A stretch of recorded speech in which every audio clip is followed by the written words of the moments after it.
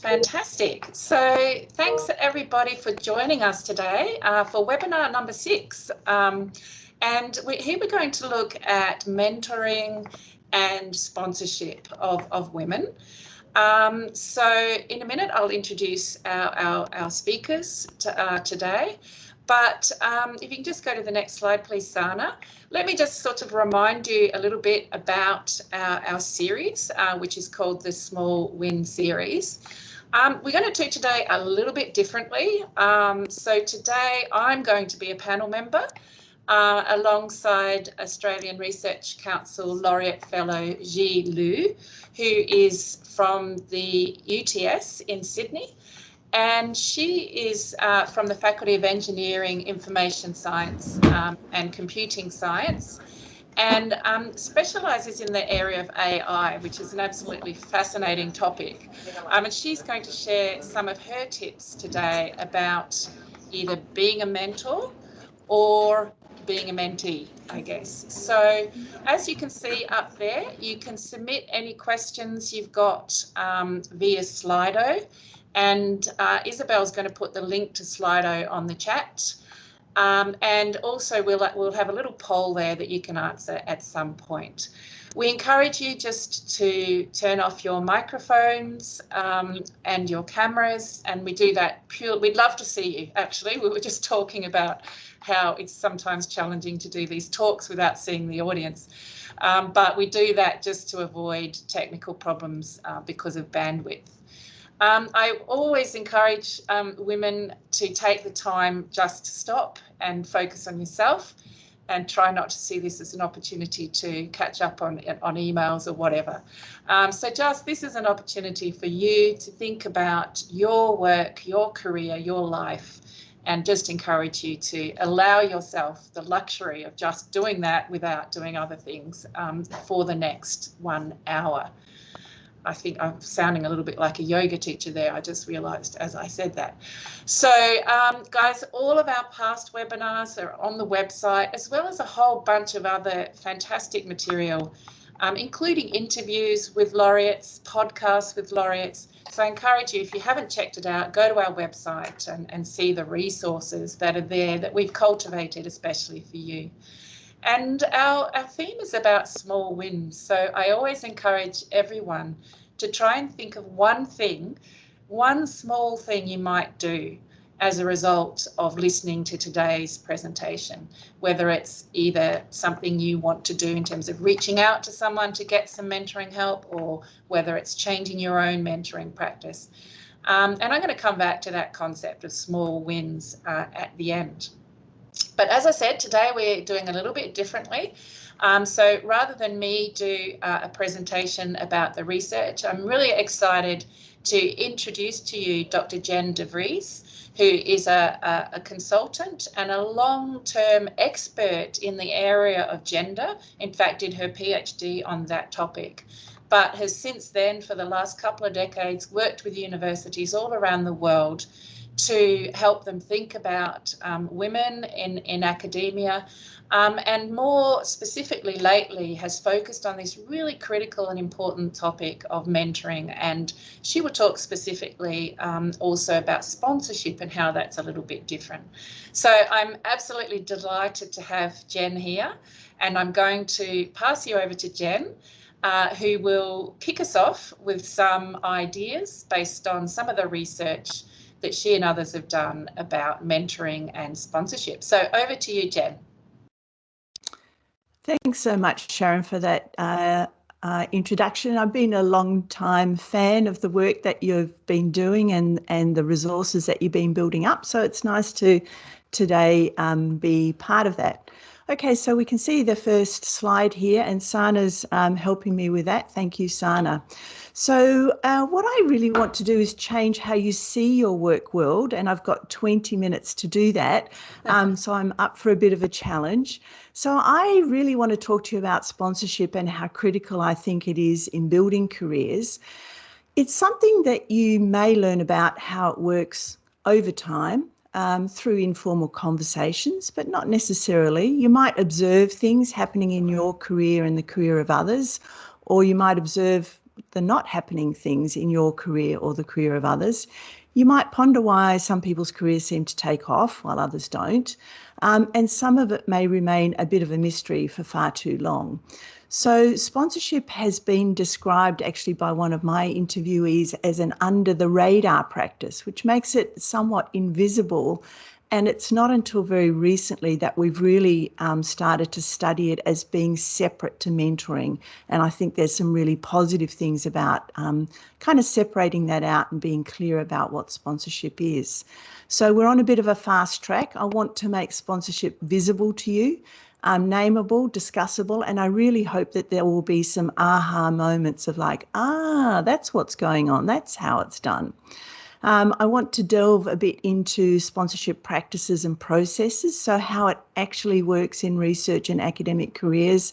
And I want to do a little bit of myth busting. So some of you may have come across this idea of forget a mentor, find a sponsor. And in fact, you need both, and they're very complementary. We'll get on to that.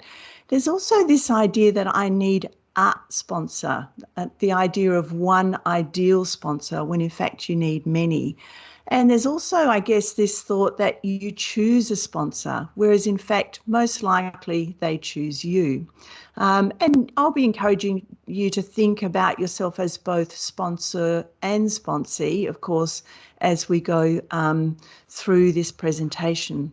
So what I'm telling you is going to be based on my research into sponsorship practices in higher education, and that's combined with the work that I've now done with hundreds of people in higher education and research institutes examining mentoring and sponsorship practices. My study remains the only research examining the particularities of sponsorship that I'm aware of within academia. Most of the work has been done within corporates, and a lot of it's American. So the next slide, please, Sana. What I want to do here is really situate mentoring and sponsorship more broadly. I'm really fascinated about the role of other people in our careers, and it really kind of undermines this idea of the self-made career, which I think is quite kind of mythical. The reality is that we're not just pulling ourselves up by our own bootstraps, even though sometimes it can really feel like that. Building research careers requires particular sorts of opportunities, and we need others to provide them, particularly early in our careers. There are just some doors that you can't open for yourself.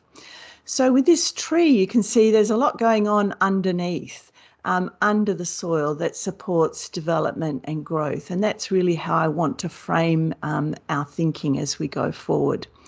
I also think of this as careers taking place within enabling webs of enabling relationships, networks of enabling relationships, where we're part of other people's webs of enabling relationships as well. And many people are in fact part of that, our career development and success. And so not just this idea of the web or, the tree roots feeding the tree, but also this idea of relationships. So that some of the normal relationship rules apply, that there's a need to cultivate relationships. There's the getting to know each other stage. There's building trust, overcoming bias. It requires generosity and good communication and negotiation and reciprocity, acknowledgement and thanks. So these relationships that you're thinking about building, they become people who know what you've done, what you can do, and what you want to do in the future. So the next slide will show you this kind of a definitional slide where this comes from my publication, and it's really, I'm wanting to tease out, well, how are these two things different? So sponsorship involves the active engagement in the creation of career-enhancing opportunities, with mentoring being the more passive talking with or advising of colleagues that actually requires no active intervention on the part of the mentor. The sponsor, on the other hand, is drawing on their power, their networks, their resources, their social capital and their influence on behalf of another. So there's a couple of important things about this kind of definition. You can see this distinction between active and passive. So sponsorship is actually requires action, if you like. You can see also that there's some risk for the sponsor who might be putting their name and reputation on the line in recommending you or putting you forward, and your performance can reflect back on them.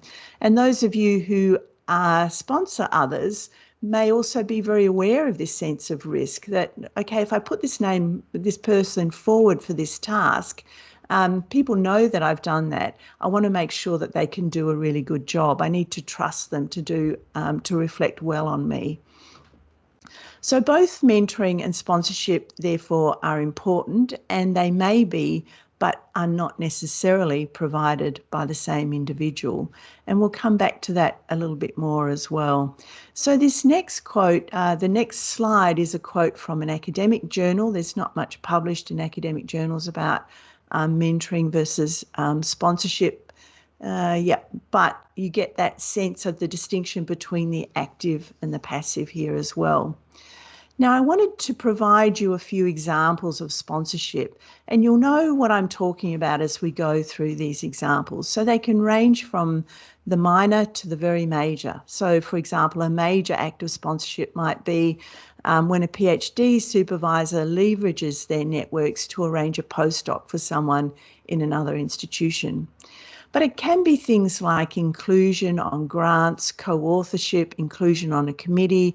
It can be about enhancing visibility, making your contribution visible, introductions to key people, inclusion in networks, putting you forward for honorary appointments and so on.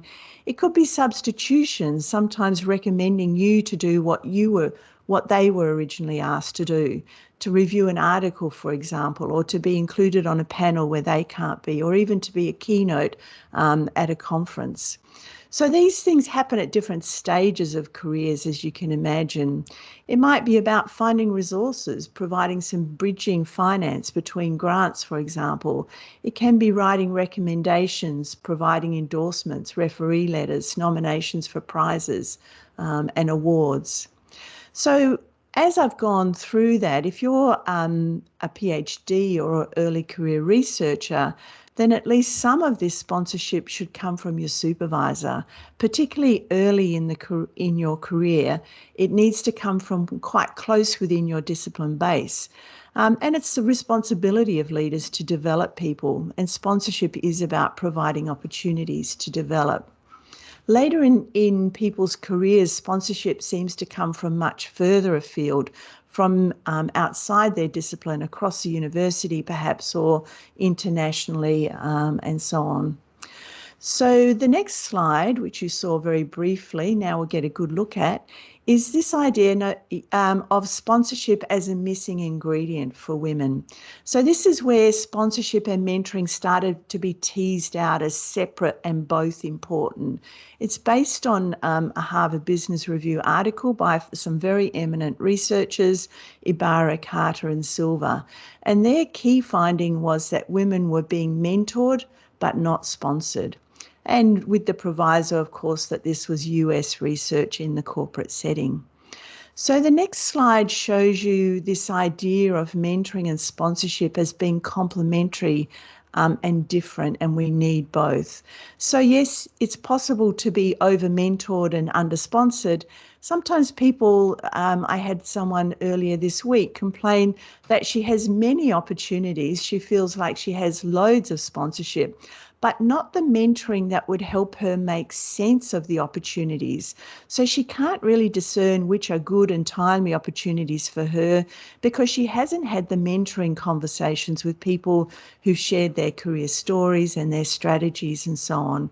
So what she was really needing is developmental mentoring, not someone to give her advice, not kind of the mentoring that's really focused around advice giving and telling you what to do, but the mentoring was someone who's really prepared to spend some time with you and be a guide alongside you who helps you to craft your career, to understand the informal and formal rules of the game, and takes into account your ambitions and your life circumstances. It's possible, of course, to have a developmental mentor who does all of that with you and never sponsors you. It might be that you have a series of sponsors or sponsorship opportunities from people who don't mentor you at all. Sometimes you get someone who does both, and I think that is a bit of a magic combination, because it means that they really understand the kind of sponsorship opportunities that would work really well for you and that fit with your aspirations and circumstances. Okay, so that's kind of the definitional work, a bit of a foundation laid there. The next slide really focuses on this idea of a career spiral, like how does sponsorship actually work? So this is, I'm really trying to show the impact on careers. What I was hearing in my interviewees' career stories was that sponsorship created a positive spiral of success, and that indeed one sponsorship opportunity would lay the foundation for the next, and indeed makes the next opportunity more likely to occur. So there was really this sense of an upward spiral. So sponsorship, the provision of opportunity, provides validation, develops skills and capacity, increases confidence, as you can see as we're building here, builds networks and visibility, which in turn creates further opportunity. The person's promotable, growing in esteem, and is valued and rewarded. So what we can see here is career success, progression, and the development of talent. And I came to realise just how key visibility is in this whole process. Equally, lack of opportunity creates this kind of negative spiral where sponsorship becomes less and less likely. Without opportunity, people lack that validation, confidence decreases, there's a lack of visibility in networks, and so on and so on. So this is really tragic when this results in stagnation and exit, and in fact is really the leaky pipeline that we sometimes talk about in terms of gender in action. It could be a lack of sponsorship. It could be inequitable and biased sponsorship practices on the part of the leader. It could be a lack of agility on the part of the leader in responding to different career paths, to different sponsorship needs. But ultimately, it can really result in the underdevelopment and the loss of women in science. Of course, success at each career stage shapes the leadership pipeline through to executive levels, and an absence of sponsorship obviously reduces people progressing through their careers. And you can see, someone pointed out to me once with this slide, there's a really thin line between sponsorship and the upward spiral and a lack of sponsorship and the downward spiral, which means that in terms of our sponsorship of other people, we need to be really thoughtful about what we can do and how we can assist other people's careers. Okay, so the next slide shows you, I guess, a way in which sponsorship sometimes doesn't work in the best possible way. And again, it's based on interviews where I discovered that leaders find it easier to sponsor someone like me, which is really affinity bias, with a career like mine. And this gives rise to what I think of as, in fact, linear career bias, that leaders find it easier to sponsor, and sponsorship seems to accrue more easily to those who follow the normative career path to success, which here is the green path. So it's almost like sponsors stand ready to sponsor you once you're on that green path. And it's much harder to come by in careers that are impacted by career breaks, caring responsibilities, late entry, working part-time and so on, which is represented here by the dark tunnel and the long, windy black path. Of course, many leaders had arrived at their senior positions via the green path and they understood how that worked. But sponsorship is even more important for those on the black path, and there's less understanding of what's required. And in some ways, I think if you feel that that is the path that you're on, you need to be very explicit about what you need. And we all need to make sure that we assist others on the black path who are more likely to be missing out on sponsorship opportunities. So the next slide is a bit of a poke. Click here. Of course, it's not that easy. But I want to return to this idea of the many and not the few, not a sponsor, but many sponsors and many acts of sponsorship. So in fact, I'd like to make a bit of a quick distinction there that not everyone comes with a neat sort of tidy label saying sponsor. And in fact, we may get then just maybe a singular act of sponsorship. Someone opens a door, provides an opportunity, just a once off. I think of that as an act of sponsorship. Some interviewees had career sponsors who were there for the entire length of their careers, opening doors for them as they progressed through levels. But I can't say that this was normal. And for many people, their mentoring and sponsorship networks, their webs of enabling relationships, change over the course of their career and are different at different career stages and levels. Okay, so why do people sponsor? This was something that came up in some of your questions that came through earlier. Well, sometimes it's just to get the job done, something that they don't then have to do. But it could be the joy of seeing you develop. It could be that making you independently successful so you get your own funding becomes less stressful for them. It could be about building a team that can grow and be successful. It could be that they're dependent on you for building their own career success. I found all kinds of motivations from exploitation through to altruism and everything in between when I speak with sponsors and mentors. So put away ideas of being selfish or feeling guilty and go for the win-win, where it's good for you and good for them. And I think it's also useful to ask them, what do they want out of it? What do they expect from you? What do they get out of it? I think that can be quite reassuring. I find that in mentoring programs, when people ask their mentors, why do you do that? It helps them to relax and feel okay about spending time with their mentor. So I also wanted to circle back to this idea about sponsors choosing you. So there is a sense in which making yourself sponsorship worthy is worth thinking about. So in this next slide shows you the sponsorship publication that I put out with Universities Australia Executive Women. It's available on my website. You can download it for free. And I'm really now drawing on chapter 5, which is really about educating yourself about sponsorship and educating others around you. So let's go to the next one. Chapter 5 is really focusing on, it provides material for individuals, for leaders, and for institutions. In this one, I've picked out what I think you can do as an individual in terms of developing your sponsorship savvy. And I think what is actually fun, well, a few things here actually. One is, as you work through this kind of cycle, you'll begin to understand how giving and receiving sponsorship are really inextricably linked. And that you should and can be active in both, no matter how senior or junior you are. Step 1, I think, is something that it's really interesting to do for yourself, but maybe do it with others. Maybe do it with the lab group or the research team that you're in, or the other postdocs that you're working with, or whatever groups you can muster. Sit down and start thinking and educating yourself about sponsorship. Who sponsors me and who do I sponsor? And you may find that you're not, until you do this exercise, you're not perhaps fully appreciating the sponsorship you've already had.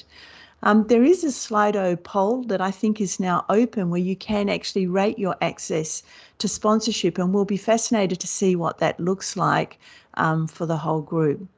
So the next steps, which I'll just go through quickly in the last minute or two, is about become really observant and inquire, how does sponsorship work in the careers of others?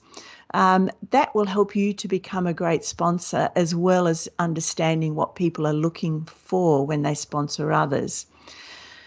The idea of seeking sponsorship, it's not step 3, find a sponsor, it's actually seeking sponsorship. So we're reframing it. We don't have to find one wondrous person who can be all things to us. We're building relationships, again, where people know what you've done, what you can do, and what you want to do in the future. One of the key lessons about this is about being visible and being known. This was really clear to me when I constructed the career spiral. I think that's particularly problematic for us as women when we often can minimise socialising and networking to maximise work and caring time. And this proves to be a false economy. It really undoes us. And it's also going to be a problem post-COVID. It's interesting that the head of the Workplace Gender Equality Agency was worrying about this in the press. She said men are rushing back into the office and women are not. And that's really a problem in terms of visibility, which results in opportunity. So also, I think you need to develop the knack of recognising sponsorship. Sometimes we just go, oh, it's just more work. I do not need more work. When we're not recognising it as an opportunity that might open up that spiral for us. And we also need to be a good sponsee. We need to do the right thing by sponsors, do a good job. And if you know who's put your name forward, thank them and show appreciation and strengthen that sponsorship relationship. It also requires a bit of getting out of your comfort zone, making yourself visible, speaking up, asking questions at events, joining and contributing to professional bodies and discipline groups, putting your hand up for opportunities, signalling that you're willing to expand and develop. Developing your own sponsorship practices, step 4, is really about thinking about how you have the capacity to boost the careers of others in your team and around you. It's not always having to be more senior. And that makes you visible as a person too, that's noticed by leaders when you're sponsoring other people. And lastly, be a sponsorship advocate. Name it where you see it. Name the bad sponsorship as well as the good, the stuff that's exclusive and not inclusive, where it's unfair, whether it's a bit of a boys' club perhaps, where it's inequitable, and make sponsorship in your own career visible to others. So the last slide then is this idea of returning to thinking about what's going on for us, is about feeding and watering the relationships that support your career. Don't take them for granted. And there you've also got the link to the publication should you wish to download that. I hope you do. There's so much that I haven't been able to cover in this just over 20 minutes, and there's a lot more that you can read there. So thank you. Thank you so much, Jen. So much wisdom in your reflections there, and I'm pretty sure some of those themes are going to re-emerge. I think we're now going to Jess. Is that right, Jess? Are you going to share us with Slido, or do we go to me? Sorry, I should have written this down. No, totally fine. Sorry. Yes, definitely. I can share the results. So we do have the poll still open. So this is a question that Jen posed to our audience about basically people's access to sponsorship in their career currently. So I can just share it now. I think this is it. There we go. Interesting. Yeah, so we can see mostly, we've only had 26 people respond so far, but mostly people are saying that the access is quite thin, so there's not really much at the moment. A few people, even though it's the smallest amount, is still saying that there is great sponsorship, which is awesome. And then a few in between, and then there's a few people as well who are saying that it's basically non-existent. Wow. So look, this is great, and we might be able to come back to this at the end, Jess, if significantly more people do it as we go. But yep. Fantastic. So next up is actually me. So I think I will now share some of my tips. And it's actually very interesting to me how much they overlap with some of your thoughts, Jen. I didn't cheat and look at your slides, but in fact we have very similar messages. So I have 10 tips, and I have about 8 minutes, which I'm just going to write down when I should finish. So look, let me go through first of all 5 tips for you as a mentee, and then 5 tips for you as a mentor or sponsor. So my first little tip is beware the myth of the magical mentor. which is really absolutely Jen's point about you're unlikely, you might be really lucky to find that one person who, you know, across your whole career is solidly there and gives you all the help that you need. But the reality is it's more, I see it a bit more like a life partner. You know, our life partners, much as we might want them to deliver everything we need, the reality is they don't. They deliver some things, but not everything. And it's a bit the same with mentors. So I often have women say to me, well, I don't have a mentor. And I say, well, I think there's the problem. You're looking for a mentor. You're not looking for mentors and sponsors. So that would be the first thing. Recognise that it's multiple people. And if I look back over my career, you know, I think that it's been all sorts of different people. And I don't think I would sort of say, oh, yes, I've had a mentor. I've had people who've helped me at various points in my career, and perhaps my supervisor was perhaps the closest to that sort of traditional model of a mentor. But so that's the first thing. Don't be looking for this magic that's going to come from, and actually I have another analogy, and that is I've spent my whole life with young children looking for the magical nanny. You know, who's going to come in and clean the house and raise my children beautifully. And you know, after about 7 or 8 nannies, I finally came to the recognition that I'm never going to get, some people seem to have got the magical nanny that solves all their problem. But for most people, I think, as Jen said, we have a lot of nannies / mentors / sponsors that meet those different needs. So that's number one, beware the myth of the magical mentor. Number 2, fortune favours the brave. So a lot of questions came in about how do we get a mentor? Well, I think we ask. And it's absolutely fine to ask. Just recognise that people will say no, and they'll say no for reasons that are often nothing at all to do with you. So don't take it personally. They will mostly say no because they feel either they're too busy or they can't help you or whatever. But ask. And I would encourage you to ask quite specifically. So I think if somebody asks me, can you be a mentor, Sharon? That is just too vague for me, too open-ended, and I just feel very wary of that sort of relationship. But if someone comes to me and says, Sharon, I'm trying to get grants, I'm trying to grow my research career, would you look over my grant application? I'm much more likely to go, yes. So ask, but try to target your asking. And I would say not just target what you ask, but who you ask.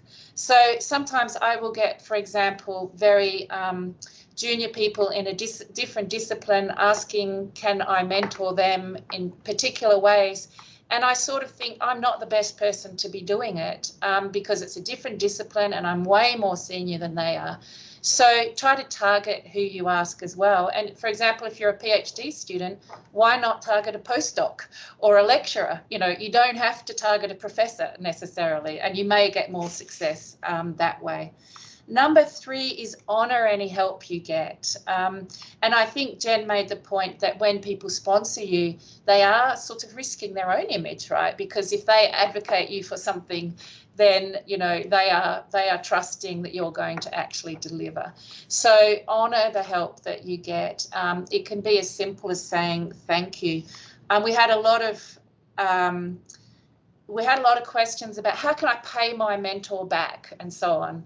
And I think I would encourage you to, you know, recognise that if it's a relationship, there will be ways that relationship grows and changes over time. You don't need to think of it as transaction where they've given you something and you must give something back. Opportunities will emerge, and I'll give an example of how some of my mentees have sort of built our relationship in a minute. So that's number 3, is honour any help you get. Number 4, adopt a broad learning perspective. And I think this really speaks to Jen's point about, you know, the more that you are open to learning from people at any point in time, the more that you will build those opportunities. So, for example, if you have visitors who come to your department, they are an opportunity to learn from them. Yes, listen to their talk and ask a few questions, but can you go to coffee and get to know them and learn from them? So seize those broader learning opportunities, because I think through them you build that beautiful tree metaphor that Jen showed, and then that just raises your opportunities, I think, for mentoring and sponsorship. And the last one is cultivate relationships, not just transactions. So I think it really is about, I mean, sometimes it will be a short transaction, but most of the time when someone helps you, you know, they will come into your life again later, or you will come into their life. So think about it as a relationship, not just a one-off transaction. So that's some tips for you as a mentee, or how to be a good mentee, or how to get some mentorship. And 5 tips very quickly now for you as a mentor and sponsor. The first thing is you can do it. Anyone can do it. It's not just for senior women. If you're a PhD student, you might be mentoring honours students. If you're a postdoc, you might be mentoring PhD students. So anyone can do it. And I think this is part of the relationship building, the building of the tree, is to engage in these practices right away, early in your career. It's not something you only do when you're senior. Number 2, you cannot do it. You can also say no. You know, we talk a lot in our series about overload and burnout. So, you know, if people are asking you for help and support and you can't do it, or you think it's going to really hurt your well-being in the process, it's also okay to say no.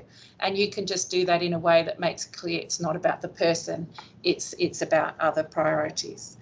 Number 3, mentoring and sponsorship are not dumping. I think Jen said people have lots of motives for sponsoring, and I agree. I do think it's, and you know, I do think that there's always, we have to, as mentors and sponsors, think a little bit sometimes, am I just trying to get this thing off my desk? And sometimes we are, but I think we need to do it as much as we possibly can within our time constraints, in light of the needs of the mentee, you know. So what is it that people actually need and want and will benefit from? And if dumping this opportunity on them, you actually know in your heart is not such a great thing for their career, then maybe don't even ask them. Number 4 is create communities. I think one of the things that we can do as mentors and sponsors is not just have these dyadic relationships, but build communities that people can join. And so, you know, people who know me will know that usually at our major conference every year, well, we don't go anymore to conferences, but when we used to, you know, I would try and have a dinner where, you know, get together people who I've worked with over the years, and it creates a community, and those people start to work with each other over time. And my very last one comes back to the theme of our session, which is about small wins. So I just very quickly want to share the story. When I went for an ARC laureate the first time, one of the negative comments that came back from reviewers was there's no evidence of mentoring on this application, which sort of devastated me because I felt that was one of my strengths. And I was having a little complaint about this to some of my colleagues. And because of this, they actually decided to nominate me for a mentoring award. So here's something that you mentees, people who are being mentored, you ask, how can you give back? This was something that some of my mentees decided to do, which was to put me forward for a mentoring award, which I subsequently received and then was able to mention in my next laureate application. So that was a nice round circle. But one of the most interesting things was that each of those, I think about 10 people had to put in a letter about my mentoring. And it was so interesting to read those letters, because the things that they picked out are the things I might not have thought about, funnily enough. In fact, they were things that I'd often completely forgotten. And they were often very small things. So just to give one example, one of my who was a PhD student at the time I was mentoring her, she said that apparently when she arrived, and she was international, I went into her office and I noticed that one of the windows was boarded up and it was making the room all dark. And apparently I climbed onto the desk, don't tell health and safety this, but I climbed onto the desk and unblocked the window and made the room sort of open. She remembered this.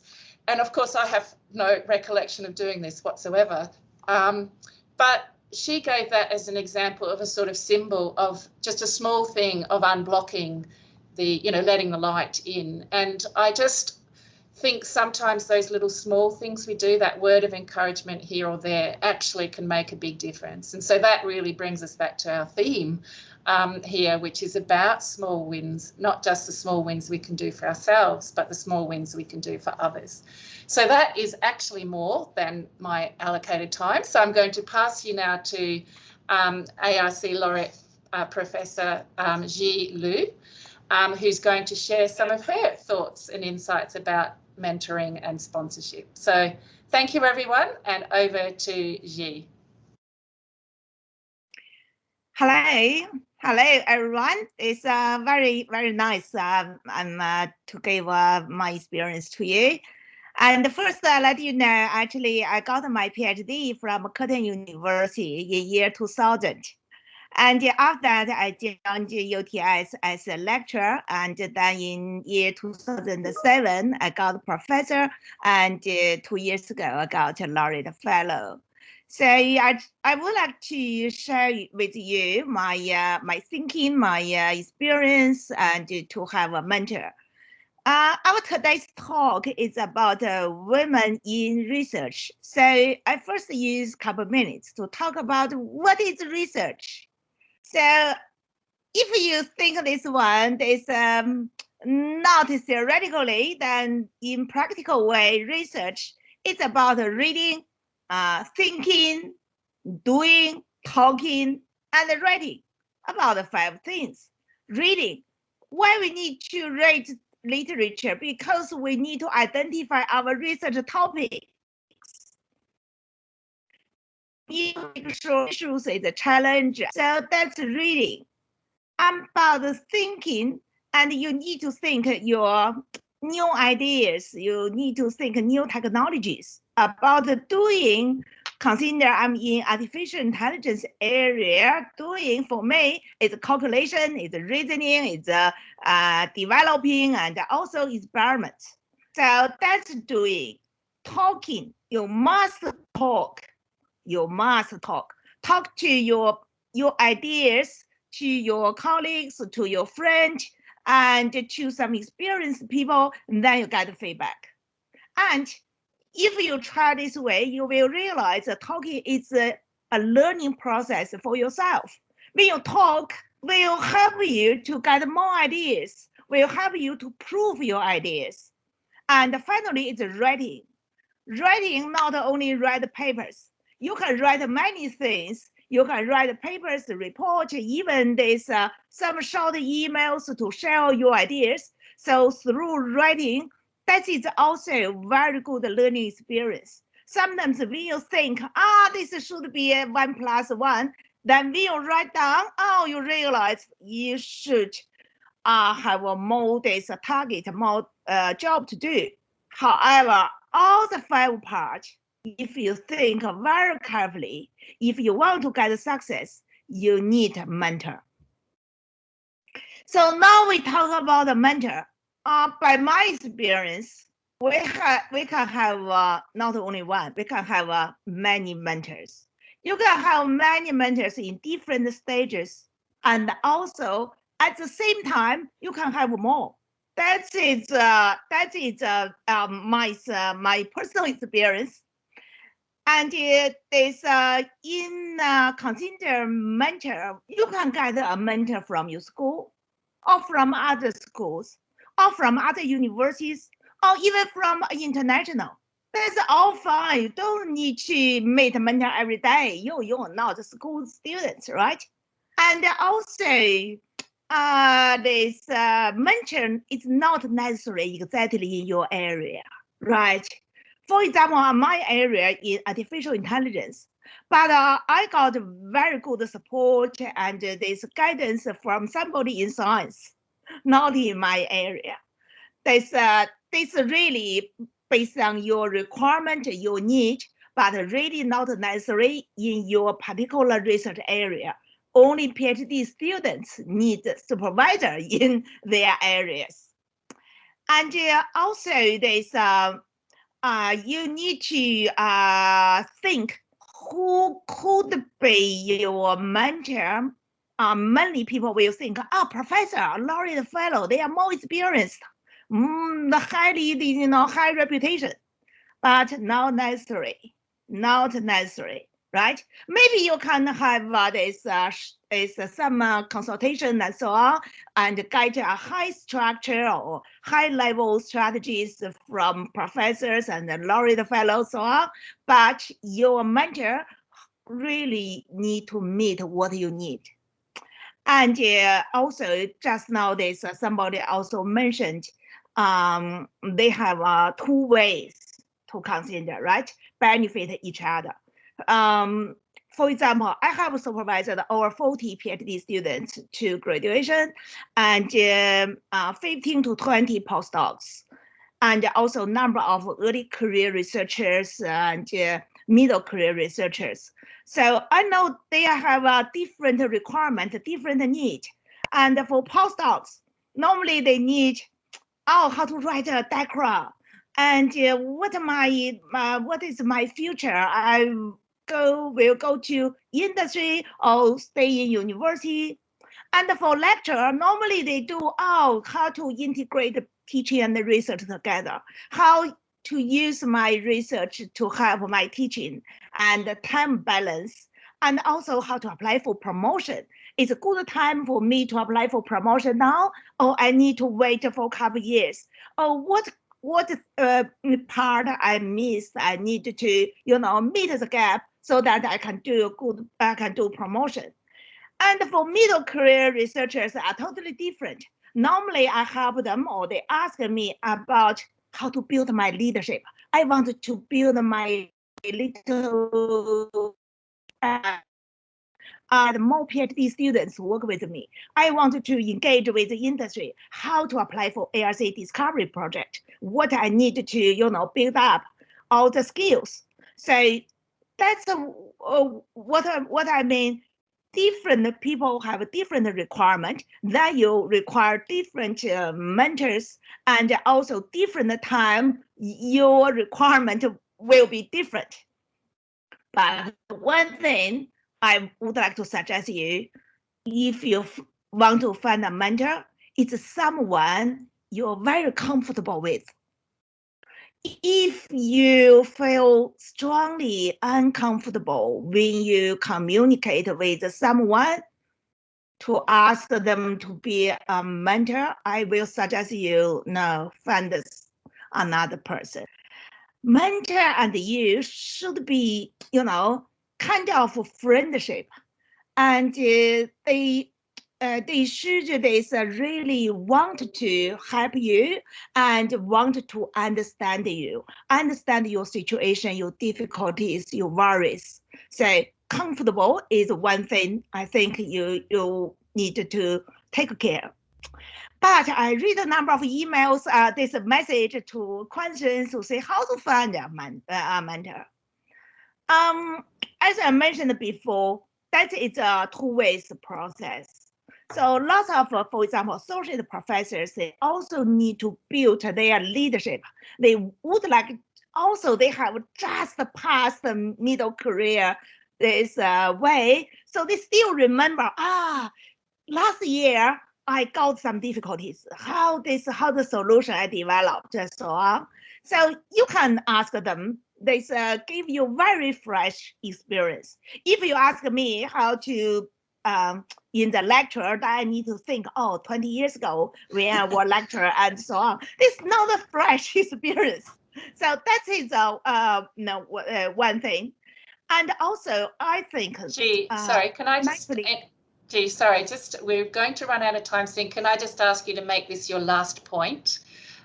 Thank you very much, just because we're going to run out of time first. And yep, so your last point? The point is naturally find a mentor is good. This through school meetings, conferences, don't need to be very formal. Thank you so much, Ji. I think lots of gold and wisdom in what you've said. And I'm just going to go now to Jess, because I know that she will have some questions that she might like to pose of us just in our last few minutes. So Jess, over to you. Sure. Thanks, Sharon. Thank you so much to all of our speakers. That was really insightful. And I think you all did a really great job of already answering a lot of the questions that were submitted. So now you've made my job really difficult. So thanks for that. But I suppose one question that I did want to pose that came through on the chat while everyone was speaking, which was just basically talking about, you know, how do you manage finding a sponsor when you're from a marginalized group of scholars, and, you know, mentors and sponsors are really, you know, hard to come by. So I suppose if you, as the panel, have any specific suggestions or tips on, you know, how do you navigate this situation where, you know, it seems really, really difficult to find someone? Jen, do you want to jump in there? Sure. It was really interesting. I think it's a great question. It was really interesting in my interviews with people that when I interviewed senior women who were extremely successful as the men I was interviewing, they were describing slightly different kind of routes, if you like, where sometimes they had to get sponsorship from further afield. You know, it's that sort of green path versus the black path. And they had to be a little bit more creative. I spoke with one woman professor who said nobody in the school would listen to me or was interested in my research until I started getting support from outside of the university and people were interested in what I was doing. So sometimes it is about having to be more nimble and agile and look further afield. I do think it's a real problem. And so a lot of my work, I really try and work with leaders to be much more reflective about the sponsorship practices that they're engaged in, to ask themselves, who am I sponsoring and who am I not sponsoring? I work with schools and faculties to think about who's falling through the gaps here. So it's not just the responsibility of the individual to fix that, it's also leaders and institutions. It needs to come both ways. I think there will be some tips in my chapter 5 that could be helpful, but I really do want to validate that this is a real issue and that we need to be addressing it if we want to have a broader group of people. And of course, it's not just about gender, it's also about other aspects, and intersectionality plays a role here too. So yeah, it's not easy. Thanks, Jen. Do you want to try and squeeze one more question in, Jess? Perhaps Tizi. Yeah, thank you. I would. I thought maybe what would be good for people to hear, you know, having a panel of people who, you know, have sponsored, have mentored. There was a few questions that came through with registrations that were about, you know, worrying about appearing or being a burden on someone who's mentoring you or sponsoring you. So I thought I would really, I guess, open this up to the panel to say, what are some things that you've really enjoyed about mentoring or sponsoring? Like, what have you got from the experience? Because I think that would, you know, be really good to hear in terms of, you know, for people who are considering asking someone, knowing that, you know, the sponsor and mentor get something from it as well. I'll jump in, Jess, just while G's thinking. I actually meant to say this in my little few minutes, but I forgot. I mean, and this is why I was saying, you know, that it's about a relationship sometimes. So for me personally, mentoring other people has been one of the best things in my career. You know, it's the thing that gives me joy, sustains you sometimes when you're, you know, wondering what the hell we're doing, trying to do this job. So honestly, I think we get as much out of it as our mentees, but sometimes we don't know it also until much later. So that would be the other point that I would make. And that's partly what I meant by it's a relationship, because sometimes, you know, you mentor someone like, well, let me give a real example. You know, I actually mentored Adam Grant, and people in my field will be always surprised to hear this, because Adam Grant is now a very famous person across the world who, when people find out that I mentored him, are very surprised because he's such a famous person. You know, that mentoring of him, I didn't know he was going to be a famous person. I just thought he was a lovely guy who was very smart, and we had shared research interests. But, you know, it's fantastic now. I've got access to this famous person, and every now and again that's been quite useful. So, and that's not why I did it, but I think that's what I mean by it's a relationship, and you sometimes get unanticipated positive consequences as well as the intrinsic joy down the track. So it's not a burden, and this is why I say to people, fortune favours the brave, and be bold and ask. You know, there's no harm. But gee, I think we've got a few more minutes. Love to give you the last word. Thank you. Actually, I'm very enjoyed to be a mentor. Not only supervisor of PhD students, supervisor of postdocs, also early career, middle career. I really happy if I can help someone to find an opportunity. That's really enjoyable. Also friendship. Also, we are say people who have who trust me, who they say listen my guidance, listen my experience, and also we share our ideas together. I'm really enjoyable. So this that is happened if this particularly every year maybe I read this 2030 ARC discovery project, fellowship project, DECRA, and so on. And some really not from my university, some not from my area, but I always like to try my best to help them to find opportunity. That's fantastic. And I think we do have a couple more minutes. So Jen, I don't know if you want to just give some final words on our session today. And as we will sign off after Jen, thanks everyone. We know how busy you are. Thank you so much. Thank you to our wonderful team who you can see, Sana, Jess and Isabel. And thank you also to Jen for being a speaker. But Jen, if you just would like to just take the last minute to share some of your final thoughts, that would be great. Yeah, that's a big responsibility, Sharon. Yeah, sorry, but on you.